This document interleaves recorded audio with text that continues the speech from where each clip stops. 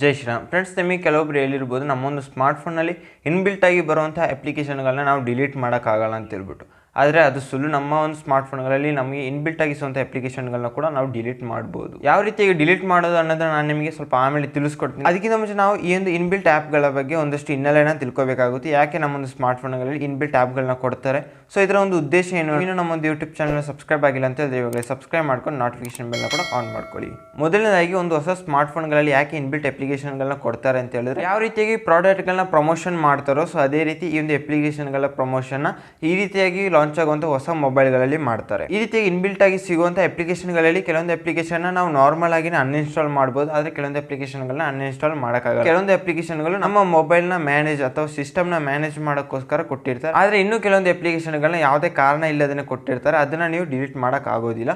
But ಕೆಲವೊಂದು application ನೀವು ನಾರ್ಮಲಾಗಿ ಅನ್ಇನ್ಸ್ಟಾಲ್ ಮಾಡ್ಬೋದು. ಈ ರೀತಿಯಾದಂಥ ಅಪ್ಲಿಕೇಶನ್ಗಳನ್ನ ಸ್ಮಾರ್ಟ್ಫೋನ್ಗಳಲ್ಲಿ ಯಾಕೆ ಕೊಡ್ತಾರೆ ಅಂತ ಹೇಳಿದ್ರೆ, ಈ ಒಂದು ಅಪ್ಲಿಕೇಶನ್ಗಳನ್ನ ಡೆವಲಪ್ ಮಾಡಿರೋರು ಮತ್ತು ಮ್ಯಾನೇಜ್ ಮಾಡ್ತಾರೆ, ಹೊಸ ಸ್ಮಾರ್ಟ್ಫೋನ್ಗಳನ್ನ ಲಾಂಚ್ ಮಾಡ್ತಿರೋಂಥ ಕಂಪನಿಗಳನ್ನ ಐಡೆಂಟಿಫೈ ಮಾಡ್ತಾರೆ. ಅಂದರೆ ಇವಾಗ ಯಾವ ಒಂದು ಹೊಸ ಸ್ಮಾರ್ಟ್ಫೋನ್ ಯಾವ ಒಂದು ಬ್ರ್ಯಾಂಡ್ ಲಾಂಚ್ ಮಾಡ್ತಾ ಇದೆ, ಸೊ ಆ ಒಂದು ಬ್ರ್ಯಾಂಡ್ ಅವ್ರನ್ನ ಕಾಂಟ್ಯಾಕ್ಟ್ ಮಾಡಿ ಆ ಒಂದು ಸ್ಮಾರ್ಟ್ಫೋನ್ ಬ್ರ್ಯಾಂಡಿಗೆ ಒಂದಷ್ಟು ಕಮಿಷನ್ ಅಥವಾ ಒಂದಷ್ಟು ದುಡ್ಡನ್ನ ಕೊಡೋ ಮುಖಾಂತರ ಅವರ ಒಂದು ಅಪ್ಲಿಕೇಶನ್ನ ಅವರ ಒಂದು ಹೊಸ ಸ್ಮಾರ್ಟ್ಫೋನಲ್ಲಿ ಇನ್ಸ್ಟಾಲ್ ಮಾಡಕ್ಕೆ ಹೇಳ್ತಾರೆ. ಅದರಿಂದ ಯಾರೆಲ್ಲ ಹೊಸ ಸ್ಮಾರ್ಟ್ಫೋನ್ನ ತಗೊಳ್ತಾರೋ ಅವರಿಗೆ ಆ ಒಂದು ಅಪ್ಲಿಕೇಶನ್ ಇರುವಂಥದ್ದು ಅಥವಾ ಅಪ್ಲಿಕೇಶನ್ಗಳು ತಲುಪುತ್ತೆ. ಸೊ ಅದರಿಂದ ಈ ಒಂದು ಅಪ್ಲಿಕೇಶನ್ ಯೂಸರ್ಸ್ ಜಾಸ್ತಿ ಆಗ್ತಾರೆ. ಆ ಒಂದು ಕಾರಣದಿಂದಾಗಿ ಈ ರೀತಿಯ ಇನ್ಬಿಲ್ಟ್ ಅಪ್ಲಿಕೇಶನ್ಗಳನ್ನ ಹೊಸ ಸ್ಮಾರ್ಟ್ಫೋನಲ್ಲಿ ಕೊಡ್ತಾರೆ. ಇದರಿಂದ ಸ್ಮಾರ್ಟ್ಫೋನ್ನ ಲಾಂಚ್ ಮಾಡುವಂಥ ಬ್ರ್ಯಾಂಡ್ಗಳಿಗೂ ದುಡ್ಡಾಗುತ್ತೆ, ಜೊತೆಗೆ ಇನ್ಬಿಲ್ಟ್ ಆಗಿ ಸಿಗುವಂಥ ಅಪ್ಲಿಕೇಶನ್ನ ಡೆವಲಪರ್ಸ್ ಏನಿರ್ತಾರೆ ಸೊ ಅವ್ರಿಗೆ ಯೂಸರ್ಸ್ ಕೂಡ ಸಿಗ್ತಾರೆ. ಈ ಒಂದು ಉದ್ದೇಶದಿಂದ ಆಗ್ಬಿಟ್ಟು ಇನ್ಬಿಲ್ಟ್ ಆಗಿರುವಂಥ ಅಪ್ಲಿಕೇಶನ್ ಕೊಡ್ತಾರೆ.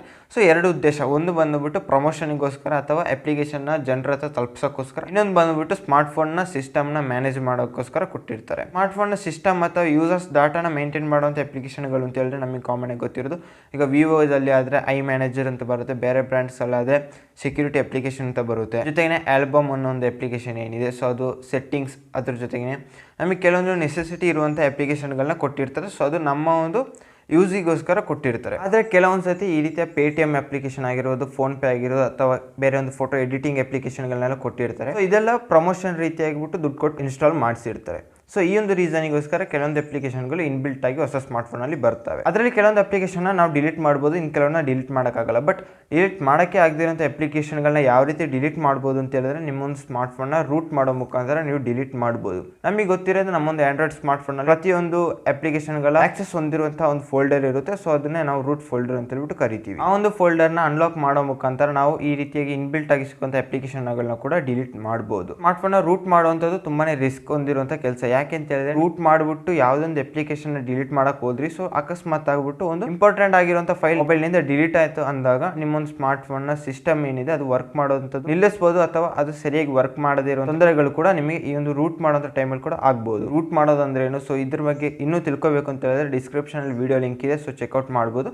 ಯಾವ ರೀತಿಯಾಗಿಬಿಟ್ಟು ರೂಟ್ ಮಾಡೋದನ್ನ ನೀವು ಕಲಿಬೋದು, ಜೊತೆಗೆ ರೂಟ್ ಮಾಡೋದಂದ್ರೆ ಏನು ಆ ಒಂದು ವಿಡಿಯೋದಲ್ಲಿ ನಾನು ಎಕ್ಸ್ಪ್ಲೈನ್ ಮಾಡಿದ್ದೀನಿ. ರೂಟ್ ಮಾಡೋ ಮುಖಾಂತರನೂ ಕೂಡ ನೀವು ಈ ರೀತಿಯಾಗಿ ಇನ್ಬಿಲ್ಟ್ ಆಗುವಂಥ ಅಪ್ಲಿಕೇಶನ್ಗಳನ್ನ ಡಿಲೀಟ್ ಮಾಡ್ಬೋದು. ಆದರೆ ರೂಟ್ ಮಾಡುವಂಥ ಸಮಯದಲ್ಲಿ ಬರುವಂಥ ಎಲ್ಲ ರಿಸ್ಕ್ನ ನೀವು ತಗೋಬೇಕಾಗುತ್ತೆ. ಇದಿಷ್ಟಾಗಿತ್ತು ನಮ್ಮೊಂದು ಸ್ಮಾರ್ಟ್ಫೋನಲ್ಲಿ ಯಾಕೆ ಇನ್ಬಿಲ್ಟ್ ಅಪ್ಲಿಕೇಶನ್ಗಳು ಬರುತ್ತೆ, ಸೊ ಇದನ್ನು ಯಾವ ರೀತಿ ಡಿಲೀಟ್ ಮಾಡ್ಬೋದು ಅನ್ನೋದ್ರ ಬಗ್ಗೆ. ಸೊ ಇದರಲ್ಲಿ ನಿಮಗೆ ಏನಾದರೂ ಡೌಟ್ ಇತ್ತು ಅಂತ ಹೇಳಿದ್ರೆ ಕೆಳಗಡೆ ಕಾಮೆಂಟ್ ಮಾಡ್ಬೋದು. ಸೊ ಇವತ್ತಿಗೆ ಇಷ್ಟೇ, ಸಿಗೋಣ ಮುಂದಿನ ವಿಡಿಯೋದಲ್ಲಿ. ಜೈ ಹಿಂದ್, ಜೈ ಭಾರತ್.